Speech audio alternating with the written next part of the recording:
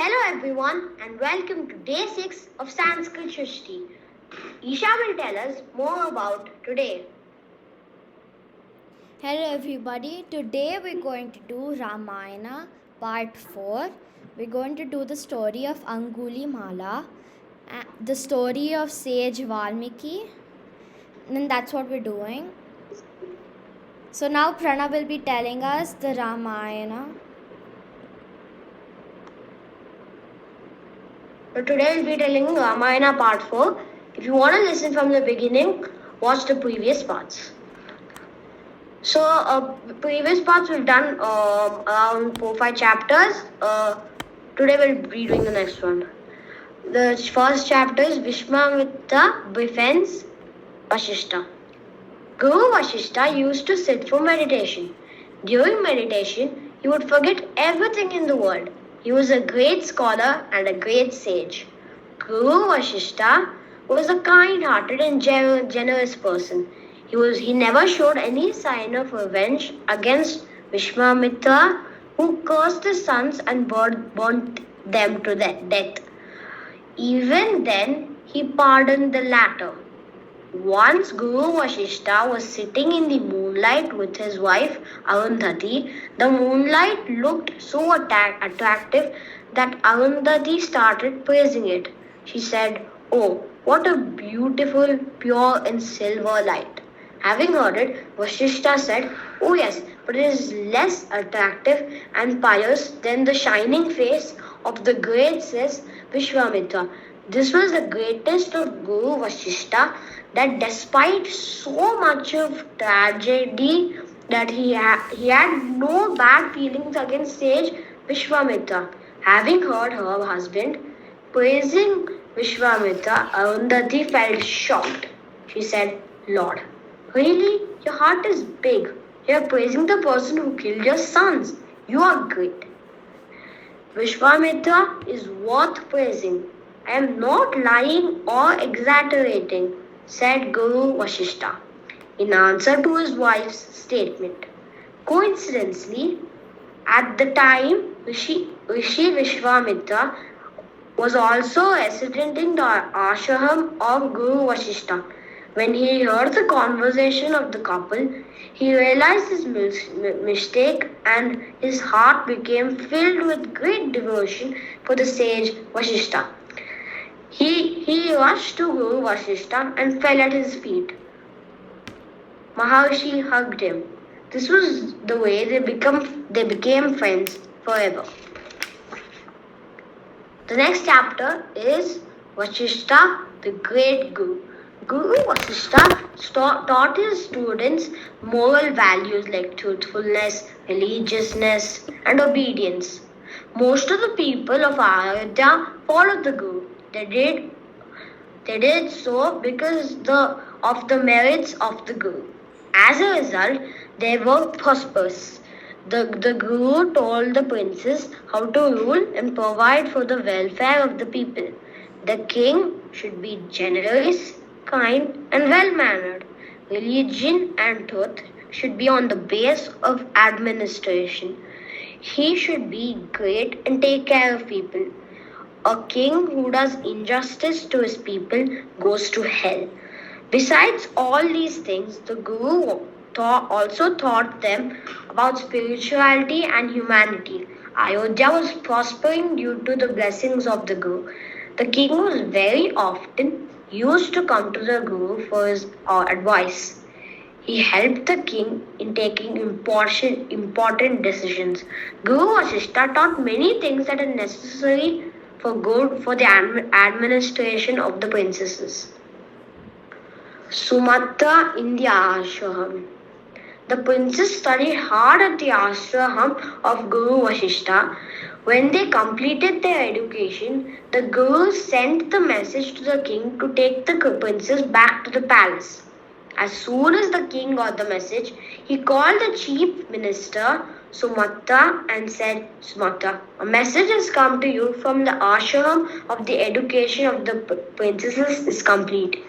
You must go back to the ashram with some new clothes for the princesses and bring them back to the palace."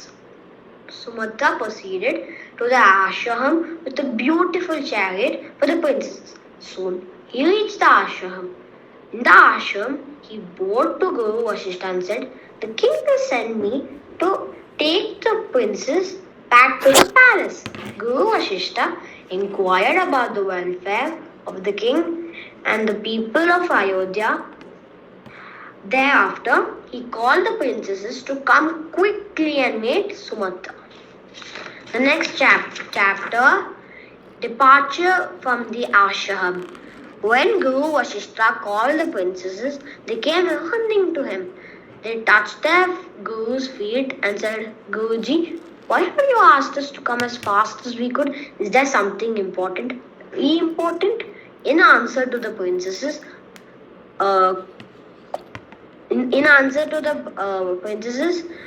question Guru Vasishtha said, "Your education is now complete. Hence, you have to go back to Ayodhya." Thus, the princes were told to get ready for the return journey to Ayodhya. Following the order of the Guru, the princesses started collecting their things. They wore their royal clothes and put the ordinary clothes aside. Thereafter, they went to the Guru Mata and touched her feet. She blessed them and said goodbye with a heavy heart.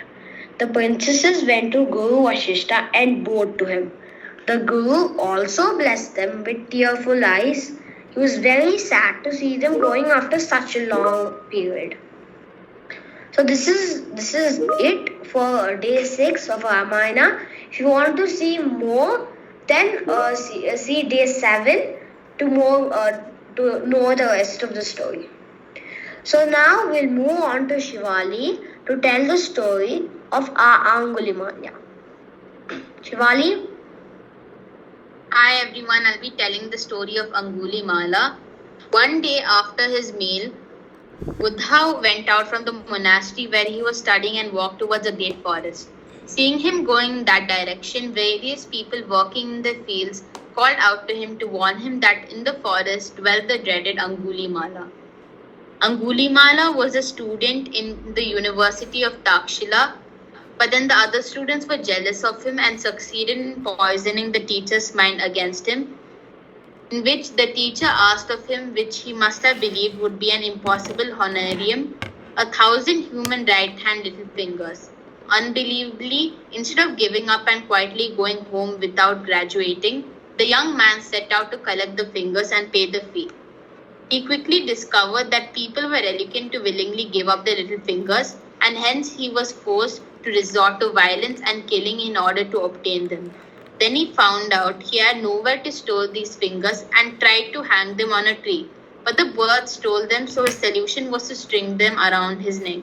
For this gruesome and growing garland of bloody fingers, he was nicknamed Angulimala, which means finger garland or finger necklace.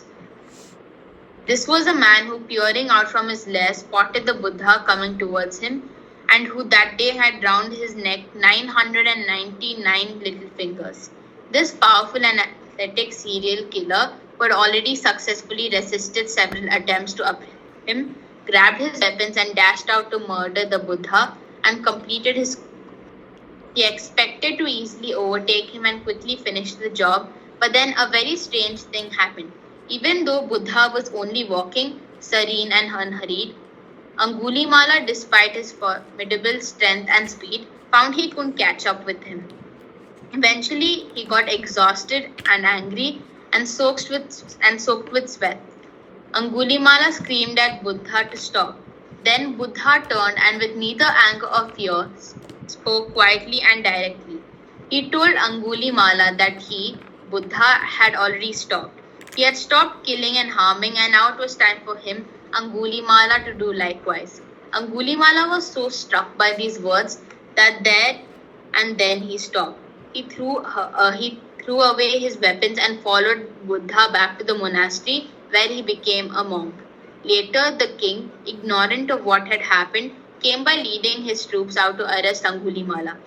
Being a very monarch, he called his respects to the Buddha and to inform him of what he was up to.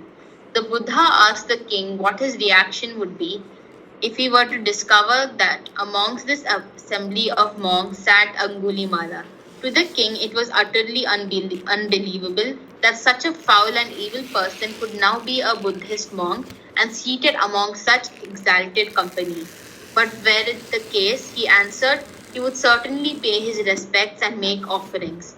Then Buddha stretched forth his right hand and pointing announced that there sat Angulimala. When he had mastered his fear and recovered from the shock, the king, having paid his respects, said to Buddha how incredible it was that when they had tried to do by force and with weapons, Buddha had done with neither force nor weapons. In the course of time, after a period of some trial to himself, Angulimala did eventually succeed in purging his mind of all greed, hatred, and delusion, and realize for himself the Buddhist goal of enlightenment. The story of Angulimala teaches us that the possibility of enlightenment may be awakened in the most extreme of circumstances, that people can and do change, and that people are best influenced by persuasion and above all example. Thank you. Now I'll be telling the story of sage Valmiki. Long ago, in the mythological period of Treta, as per Hindu mythology, there are 4 ages of the world: Satya, Treta, Dwapara, and the Kali, the present age. There was a robber named Ratnakar. He used to rob the people in the forest adjacent to his village. After robbing them, he used to kill them. People were very afraid of him. One day, while he was waiting for a prey, he saw Devarishi Narada roaming freely in the jungle. He asked him to hand over whatever he had, but Narada told him, "You are opening the way to hell for yourself by robbing and killing the innocent people." Hearing Narada, Ratnakar said in his defense, "I am doing this to look after my family. It is my duty." In answer to Ratnakar's statement, Narada said, "Are you sure that your family will share the burden of the sin you're committing? Go and ask them. I will wait for you here." Ratnakar thought for a while. Then he tied Narada to a tree and left for his house. Having reached his house, he asked his parents whether they would share the burden of the sin he is committing to feed them. They refused and said they never asked him to rob the people. Ratnakar was very surprised. When he put the same question to his wife, she also refused to share the burden of his sin. Now, Ratnakar was disappointed and sad. He thought, "I have been killing and robbing people only for my family. This way, I was opening the way to hell for myself. But my family is not ready to share even the burden of these sins with me." He came back to the forest and untied Narada. He fell on the feet of Narada and said, "You have opened my eyes. Kindly guide me to the right path of life." Narada blessed Ratnakar and said, "I am happy that you have repented on your wrongs. Now, chant the name Rama and you will get the salvation of your soul." Saying this, Narada disappeared.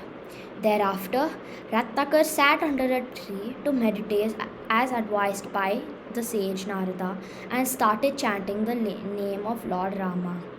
He did this for many years. Even when ants made an anthill around him, he did not move from his place. The robber Ratnakar later became popular as the great sage Valmiki, who wrote Ramayana, the great epic in Sanskrit literature. It is said that the great sage was the contemporary of Lord Rama. Devi Sita lived in his ashram for a long time, where love and Kush were born. So, one fact about this story is that when sage Narada advised Ratnakar to chant the name of Rama, he didn't listen at first. So Narada told him to say Mara continuously. Try it. If you say Mara continuously, you get it as Rama. So that's the story for today about sage Valmiki.